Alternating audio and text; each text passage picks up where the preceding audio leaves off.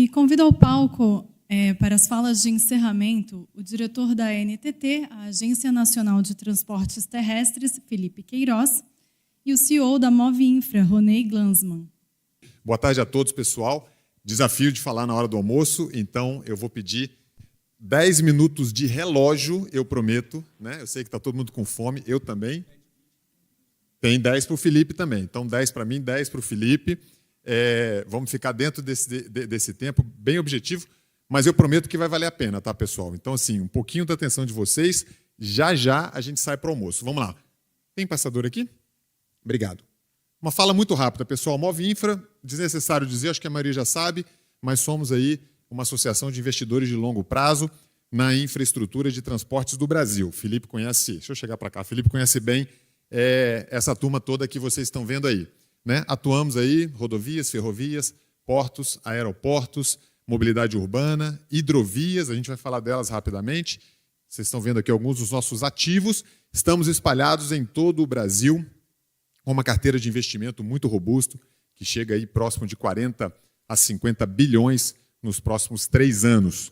Sem mais delongas, eu queria, né, dentro do nosso tema de hoje, eu queria fazer uma propaganda, um merchanzinho aqui, que é o estudo da Coalizão dos Transportes. O Tadini comentou sobre ele na sua fala inicial, e eu queria falar o seguinte, pessoal, isso daqui é um grande trabalho que a gente vai levar para a COP30 esse ano, tá? É um estudo que fala exatamente do processo de descarbonização do setor de transportes. Quem não leu, está convidado a ler, leitura obrigatória do ano para quem atua no setor de transportes. Mais de 50 entidades do setor, né? Todos, acho que a maioria do pessoal que estava aqui, participou desse trabalho multimodal. Tá? Aqui a gente tem, eu vou trazer highlights desse estudo para a gente, porque eu acho que tem tudo a ver com a nossa oportunidade de estar discutindo esse tema tão importante aqui, e já aproveito para agradecer a Abdib e ao Poder 360, né? Mariana e Guilherme, obrigado aí pelo convite, por essa possibilidade de a gente estar aqui junto hoje. Bom, como já foi falado aqui, o setor de transportes representa 11% das emissões, pode variar 11, 12, 13, em média 11% das emissões de CO2 do Brasil. São 2,3 bilhões de toneladas de CO2 equivalentes no Brasil, 11% disso dá 200 e... Eu mostro ele na frente, aqui, ó, dá 260. Mas volta aqui. Opa, peraí, que eu acho que eu estou andando. Eu preciso voltar. Ih, não, cadê? Como é que eu volto aqui? Calma aí. Ixi, deu problema aqui. Ah, não, é aqui, ó. Ah, pera lá. Bom, perfeito, pessoal. Acho que agora eu fui para frente aqui. Pronto, perfeito. Então, nós estamos falando em 11% do setor de transportes. E aonde que eu quero chegar aqui? O Brasil é um país extremamente rodoviarista. A gente já falou isso aqui enormemente e a gente vai precisar fazer essa transição aqui, ó. Das nossas cargas, 69%, em torno de 70% das nossas cargas, elas vão de caminhão. Mesmo distâncias longas, 2.000 quilômetros, rodando de caminhão, levando soja lá de Rondonópolis, no interior do Mato Grosso, para o Porto de Santos. O mundo não faz isso. No passageiro é pior ainda. No passageiro a gente tem aqui, ó, 90, né, se somar veículo leve com ônibus, 94% dos nossos passageiros estão no modal rodoviário. Em linhas muito rápidas, o que o estudo fala? O estudo fala que 2023 a gente tem no setor de transporte, como eu comentei, 260 milhões de toneladas de CO2 equivalentes sendo emitidos, mas a gente vai crescer, obviamente, com o crescimento da economia, com o crescimento do setor. Nós vamos chegar em 2050 a 424. Existem três alavancas que descarbonizam aí 60%, que podem descarbonizar cerca de 60% desse total lá de 2050. Além disso, existem algumas outras alavancas, mais de 80 que o estudo detectou, né, que podem descarbonizar aí esses 8% a mais, e ainda ficam 137 milhões de toneladas a serem compensadas. E aqui, Felipe, a gente vai ter que abrir a discussão muito séria com relação a créditos de carbono, né, mercado de crédito de carbono no Brasil. Esse percentual aqui de 137 é aquilo que a gente não consegue, está estimado que a gente não consegue descarbonizar com as técnicas que a gente tem. Bom, 3 alavancas que eu comentei que fazem essa descarbonização nos próximos anos. A primeira delas, o primeiro grande vetor, né, mudança de matriz do transporte. É exatamente o que a gente comentou aqui ao longo de toda a manhã. O rodoviário tem que jogar um pouco de carga para o ferroviário e para o aquaviário, e aí a gente tem que discutir hidrovias no Brasil, a gente tem que discutir navegação interior no Brasil, a gente tem que discutir cabotagem na nossa costa. Isso daqui pode retirar cerca de 65 milhões de toneladas de carbono equivalente, né? E a gente tem que expandir esses modais. Já eu trago também 3 desafios para a gente poder seguir. Bom, para ficar dentro do meu tempo, expansão dos biocombustíveis. Aqui, realmente, muito já se falou sobre isso. O Brasil tem um histórico lindo e maravilhoso, referência mundial em produção de etanol, desde a década de 80. Então, a gente tem hoje etanol espalhado por quase todo o nosso Brasil e a gente já tem uma frota híbrida, hoje, né, combustível fóssil combinado com etanol. Aqui a gente puxa mais 45 milhões de toneladas de redução de emissões, né? E a gente tem que ampliar o uso desses combustíveis, além do etanol. A gente já falou aqui muito do biometano, tem a questão do SAF, né, que é o Sustainable Aviation Fuel, os combustíveis dos aviões, o combustível também marítimos e por aí vai. Estimativa de demanda adicional de 25 bilhões de litros. Hoje a gente tem uma demanda, o Penin me corrige se eu estiver falando bobagem, 30 bilhões de litros é o que temos de biocombustíveis hoje no Brasil. O Brasil é um dos maiores produtores do mundo. Vamos crescer, praticamente dobrar até 2050. E a terceira alavanca é a eletrificação, que a gente já está vendo acontecer, especialmente nos veículos leves, mas também um pouco nos veículos pesados, com algumas alternativas. E a questão do Power-to-X para veículos pesados. Power-to-X é aquela tecnologia que você transforma energia em combustíveis sintéticos, né? Então, você começa a usar energia para poder fazer combustível sintético, muito por meio do hidrogênio, que a gente tanto falou ao longo dessa manhã. Aqui a gente tem uma revolução, 145 milhões de toneladas, e a gente tem que eletrificar essa frota, e mais especificamente no Brasil, a gente tem que falar de soluções híbridas, porque o Brasil é um país continental e a gente não vai conseguir eletrificar toda essa frota em todos os cantões, os rincões do nosso país. Bom, aqui só para mostrar rapidamente que o Brasil é o segundo maior produtor de biocombustível do mundo. Primeiro, todo mundo já sabe, é Estados Unidos, mas a gente ganha da Europa, a gente ganha da Ásia, e com uma grande potência com o etanol de milho, né, que a gente está produzindo aí a partir do nosso agronegócio que é tão forte. Estamos aí já pau a pau com os Estados Unidos, com uma tendência nossa de crescimento em cima do mercado deles. Isso aqui eu queria chamar a atenção de vocês, e é onde o ponto que eu quero chegar, já caminhando para a minha rápida conclusão. Vocês estão vendo aqui um motor híbrido, elétrico, etanol. Aqui a gente pode ter uma solução muito forte dos veículos no Brasil. Carrega-se elétrico nas grandes cidades, nas grandes metrópoles. Na medida que se afasta e vai para o interior, a gente começa a introduzir o etanol para poder cumprir esse papel. Isso aqui é um projeto da Stellantis, que está... Stellantis é Fiat, Jeep e outras montadoras. Um projeto muito sólido para solução de veículos leves e muito adaptada, tropicalizada para o que o Brasil tem, né? O Brasil é um país muito grande, continental, a gente tem que ter solução não só em São Paulo, Rio, Belo Horizonte e Brasília, mas também em Alta Floresta, Irunepé, Carauari, Imperatriz e por aí vai, Paragominas e por aí vai. Então está aqui uma solução etanol e elétrico que pode ajudar bastante. Isso aqui vocês conhecem bem também, isso aqui é biometano, né? Gases de uma maneira geral, mas especialmente biometano. Aqui a gente tem uma solução da Scania, 900 quilômetros de autonomia, já rodando com biometano, já é uma máquina que já está à disposição. Trouxe o exemplo da Scania, mas a gente tem outros exemplos também, tem da Volvo, tem de uma série de outras montadoras. Bom, 3 grandes desafios que eu prometi que eu ia deixar. Estou usando aí a neurolinguística, tem um amigo meu neurologista que fala que o cérebro humano capta 3 estímulos, né? Então estou trazendo aqui 3 estímulos. Início, meio e fim, café da manhã, almoço e jantar, Pai, Filho e Espírito Santo, e por aí vai. Então, 3 estímulos, e eu ainda coloquei uma rima, porque a gente fala de investimento, financiamento e licenciamento, para facilitar a memorização de todo mundo. Desafio do investimento. A gente tem que desenvolver ferrovia no Brasil. Já foi falado aqui, e a gente precisa contar com recursos públicos, Felipe. Escrow accounts, contas garantias, investimento cruzado, concessão com aporte público. a gente tem que discutir isso aqui. Não é fácil discutir isso, mas está caminhando bem.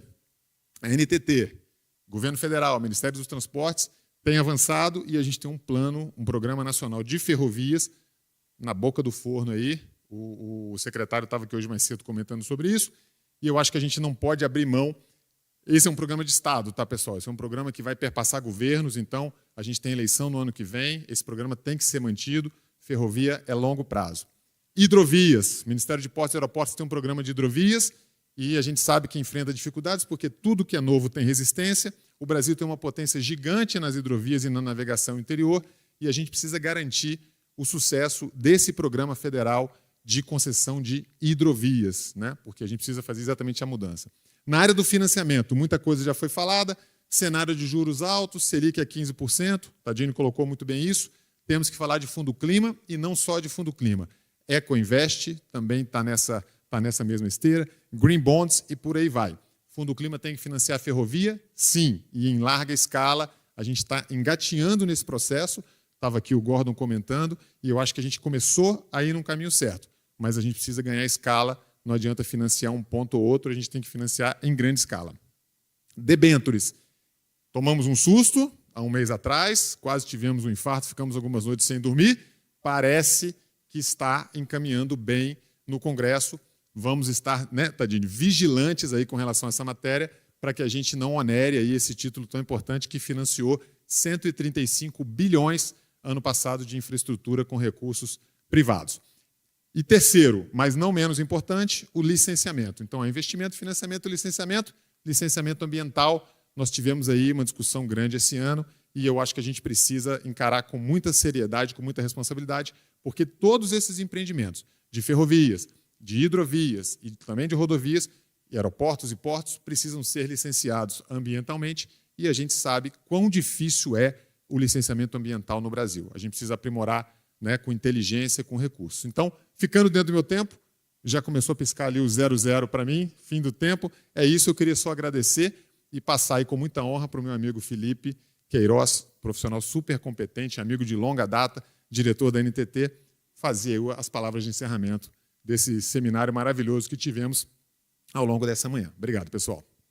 Obrigada, Rony. Agora o diretor da NTT, Felipe Queiroz, fará a sua fala de encerramento sobre o tema deste debate. Obrigado. Já vou dar boa tarde a todas e todos, apesar da gente não ter almoçado ainda, já 13h.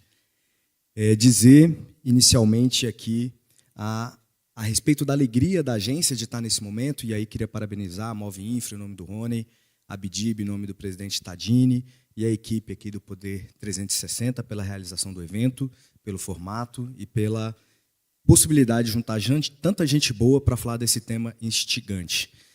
Queria ainda fazer um registro em nome do diretor-geral, Guilherme Sampaio, não pôde estar aqui hoje, está numa missão internacional, fazendo roadshow para resolver o desafio do financiamento da nossa infraestrutura, mas pediu que eu viesse aqui na condição de diretor-geral substituto representar a agência, dado a relevância e a importância desse tema tão estratégico para o setor, para a agência e para todos nós. Então, dito isso, você lançou um desafio para mim, Rony, além da questão do tempo, de falar depois de você, é adaptar aqui o meu discurso para, no máximo, 3 termos. Vou guardar isso aqui. E neurolinguística, e ainda nesse campo eu tenho aprendido nesses tempos que é legal a gente usar de storytelling, né? Que se a gente contar uma história, fica mais fácil do pessoal gravar. Então eu vou tentar adaptar aqui o que eu tinha separado para falar em função da provocação do Rony, para falar uma historinha que retrata como a agência tem observado e tratado o tema, que passa por 3 palavras: infraestrutura, produtividade e oportunidade.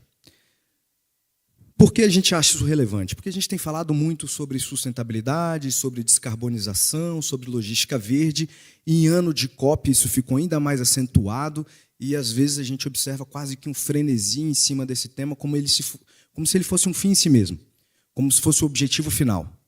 É sim um objetivo importante, mas ele está dentro de um contexto mais amplo.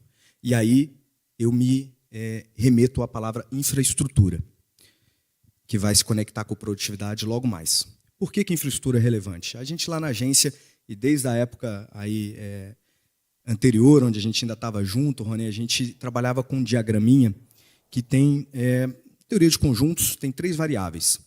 Países com população acima de 200 milhões de habitantes, países com mais de $1 trilhão de PIB e países com território com mais de 8 milhões de quilômetros quadrados. Na interseção desses 3 diagramas, a gente encontra 3 nações: Estados Unidos, China e Brasil. Eu não preciso dizer para os senhores e senhoras que o Brasil está muito distante desses outros países quando a gente compara diversos indicadores, né? Principalmente PIB, produtividade, enfim, questões que remetem mais à dinâmica econômica desses países. E isso é um ponto e uma diretriz para a qual a gente deveria convergir do ponto de vista de desenvolvimento do país. Então, infraestrutura é um elemento que, quando a gente compara esses países, há uma diferença grande.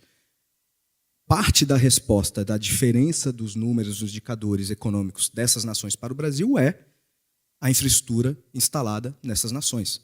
Em geral, esses países vão ter mais 60% do estoque do PIB em infraestrutura. E o Brasil tem algo em torno de 30 e pouquinho. Então, essa é parte dessa explicação. E por que isso é relevante? Eu me conecto com a segunda palavra, porque isso aumenta a produtividade da economia. E ao aumentar a produtividade, gera excedente, que vai gerando reinvestimento e vai fazendo com que a gente se desenvolva. Então, no fim do dia, o objetivo principal é desenvolvimento. E infraestrutura também é um meio, assim como descarbonização, logística verde. Eu vou colocar um outro conceito daqui a pouco que é importante na nossa percepção, que é a adaptação. E aí a gente chega na última palavra, oportunidade. Então a agência olha esse contexto de sustentabilidade, logística verde, descarbonização, COP, como uma grande oportunidade para a gente catalisar e alavancar isso que é o objetivo, o princípio maior, que é desenvolver infraestrutura para aumentar a produtividade da economia e fazer o Brasil chegar em algum momento a patamares análogos a esses países que eu comentei. Por quê? Porque se a gente tem essas 3 características parecidas com esses países, significa que a gente tem potencial para chegar lá, a gente tem mercado doméstico, a gente tem dinâmica na economia, a gente tem território para produzir, enfim, tem uma série de condições que possibilitam a gente chegar lá, e por isso que a comparação aqui no caso é válida. E aí vamos aterrissar então esse discurso para o que a NTT tem feito. Qual é o contexto hoje? Não vou repetir muitos números, porque o Rony foi muito feliz aqui em trazer no estudo da coalizão, ao qual já registro minha parabenização, não só pela qualidade, mas pela velocidade que foi feito. Salvo engano, acho que foram 5 meses de trabalho para mobilizar mais de 50 instituições, não é isso? E produzir um material com qualidade. Então, isso é para poucos, né? Parabéns aqui. E aí você tem lá as alavancas, né? Os vetores de descarbonização. O principal é mudança da matriz modal, né? Você incrementar ferrovia e hidrovia na participação modal do país, que tem hoje o modo terrestre, rodovia e ferrovia, representando algo em torno de 85% a 90% da matriz, vai depender aí dos números. Mas vai ser algo em torno de 85%, na média, por cento. Ou seja, uma parte representativa do PIB do país passa, né, e da população, das pessoas, ou por rodovia ou ferrovia, algo que a agência regula. E se a gente reduzir um pouco mais o aspecto da oportunidade, a gente chega no atual momento do programa de concessão rodoviário federal. Rodovia. É inegável que migrar para ferrovia e hidrovia é fundamental. Mas, se a gente chegar lá nos 30%, 35% de participação de ferrovia, que é o que preconiza os estudos de longo prazo, estudos como esse da coalizão, isso vai significar que ferrovia ainda representará 50% da matriz de transporte. Ou seja, a gente precisa ganhar eficiência e produtividade em rodovia. Porque se a gente migrar e o modo rodoviário continuar sendo ineficiente, a gente não vai diminuir o nosso custo logístico, não vai aumentar a produtividade e não vai fazer com que o país se encontre com esse objetivo de desenvolvimento. E por isso que o programa hoje de concessão rodoviária está no momento alvissareiro. A gente tem contratado mais de 100 bilhões de investimento para os próximos anos e até 2030 a gente vai contratar cerca de 200 bilhões de investimentos só no modo rodoviário. E isso é muito relevante, não é pouco relevante. E para que esse investimento saia lá por meio da agência, a regulação é fundamental. Então, a regulação tem se adaptado para esse contexto de oportunidade de investimento, num contexto de oportunidade da discussão da agenda de sustentabilidade, agenda verde, para que a gente possa fazer com que cada real seja investido e seja investido da melhor maneira, da maneira ótima. E aí a Agenda Verde é uma grande oportunidade, porque ela passa por alguns pilares hoje fundamentais, o Rony já tocou e os outros oradores que me antecederam também, que é a questão do financiamento.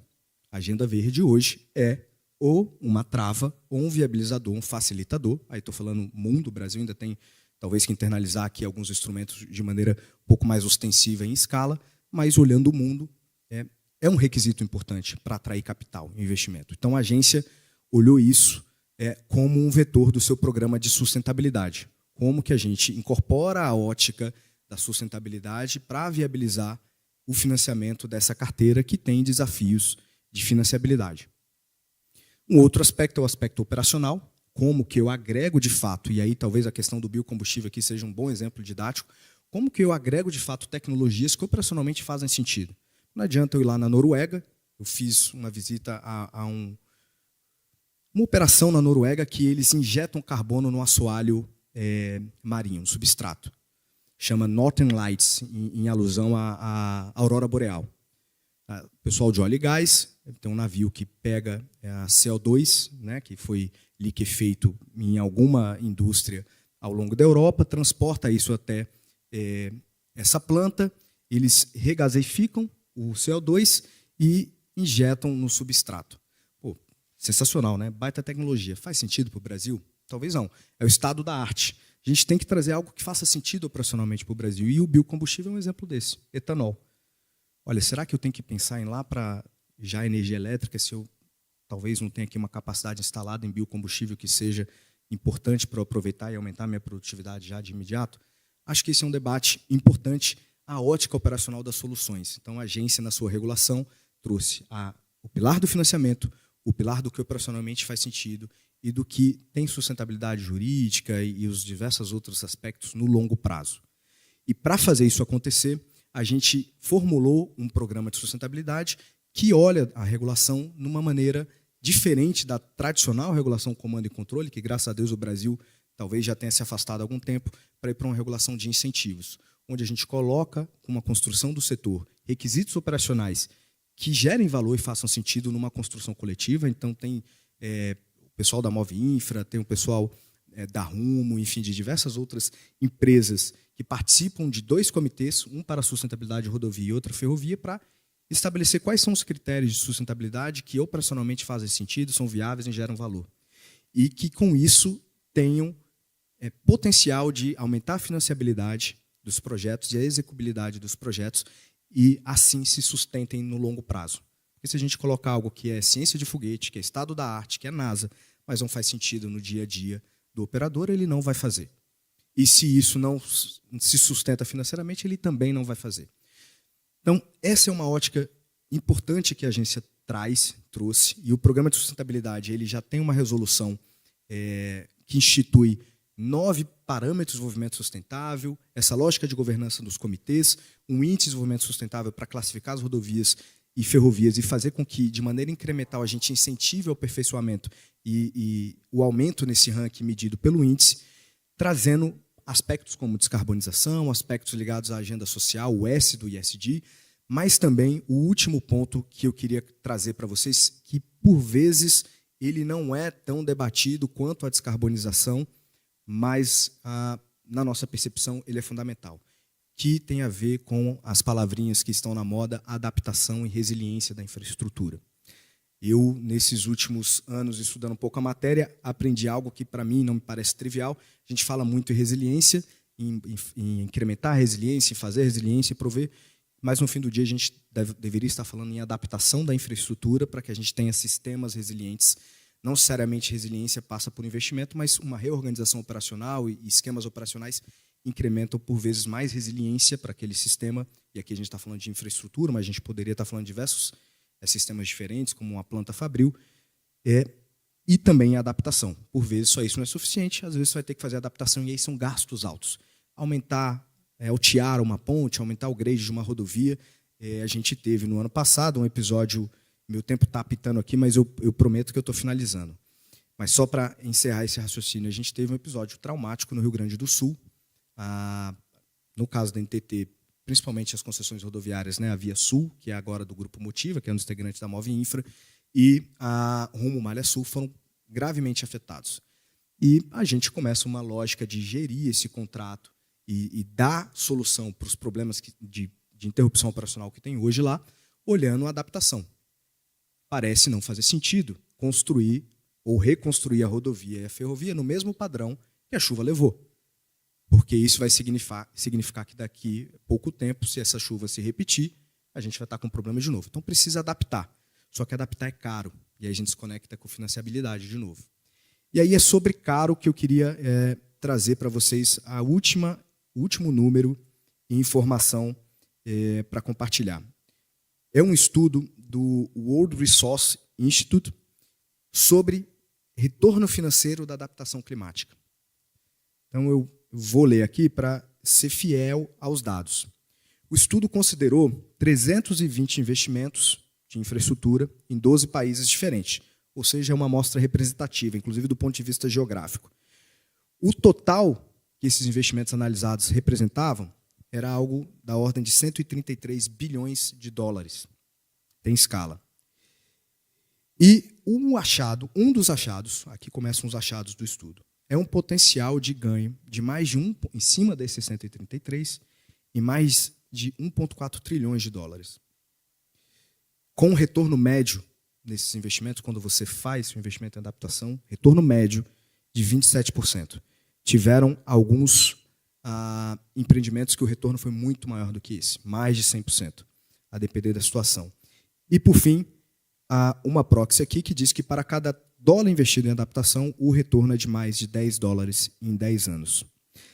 E a pesquisa, por fim, ainda destaca a importância e a urgência do incremento e do investimento em adaptação, resiliência, e isso vai passar por esse desafio de financiamento que o Rony já terminou. Já trouxe, estou com a palavra terminou aqui, porque o tempo está piscando para mim, eu, de fato, agora vou concluir. Qual é o pensamento, então, que a agência quer compartilhar para vocês com essa historinha sobre desenvolvimento, infraestrutura, produtividade e oportunidade? Tinha aquele economista, Rony, que falava que produtividade não é tudo, mas no longo prazo é quase tudo.